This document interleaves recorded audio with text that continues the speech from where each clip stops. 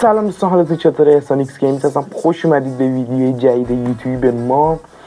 امروز اومدیم به یه رستوران زنگ بزنیم. با صدای یکم بچه شاید نتونم خوب صدای بچه در بیارم. حالا یه ذره صداشو در بیاریم، یکم باشون شوخی کنیم و با آخرش هم بهشون میگیم دیگه میخوایم بگیم. حالا ببینید دیگه در ادامه ویدیو. لایک، کامنت، سابسکرایب یادتون نره. حتما کانال یوتیوبم سابسکرایب کنید که ببین کلی چالش خفن در انتظارمونه. بزنید بریم. لیتس گو. خب بچه زنگ زدیم داره بوق میخوره. بله بفرمایید. الو سلام خاله. سلام. خوب هستی؟ اونجا ساندویچی خرچنگه؟ نه. اونجا باب اسفنجی مگه کار نمیکنه؟ کی کار میکنه؟ باب اسفنجی. نه. به من گفتم اونجا باب اسفنجی کار میکنه. نه متاسفانه اخراجش کردیم. آره. ببخشید من فکر کردم اونجا باب اسفنجی کار میکنه. اما به درد نمیخوره کارش، اخراجش کردیم. آها ممنون.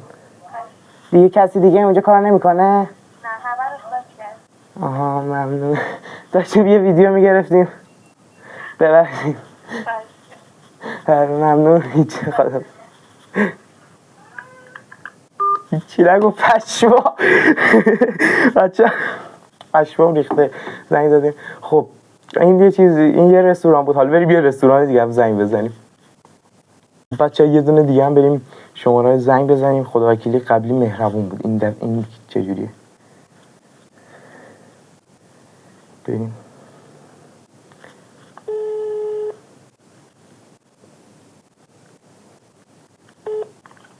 جیوان بفرمایید. الو سلام خاله. سلام خاله. خوبی؟ سلامت باشید جانم. باب اسفنجی اونجا کار میکنه؟ کی؟ باب اسفنجی.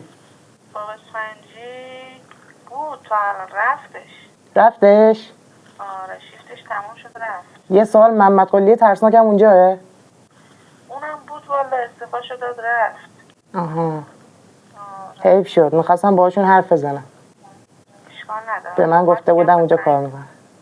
اشکال نداره. حالا میتونی خود بیا اینجا کار کنی یا؟ نه ممنون، فقط خواستم ببینم اونا اونجا نیستن.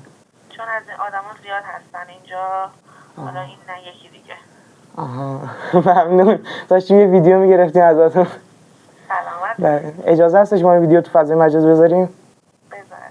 ممنون. خدا نگهدار. آبرو مجموعمون رو نبریم یا نخراجمون. نه ممنون. خدا نگهدار. آجی خیلی مهربون بودن واقعا هر دوتاشون. واقعا خودم خیلی خندم گرفته بود. داشتم سوتی می‌دادم بعضی جا. حالا این اولین ویدیویی که زنگ زده بودیم به پیتزا فروشی‌ها. حالا تا ویدیوی دیگه هم منتظر باشید که خیلی زنگ میزنیم. قرار کلی زنگ بزنیم. لایک کامنت فالویاتون نره. حتما یوتیوب ما رو دنبال کنید. خیلی ویدیو جذاب داریم.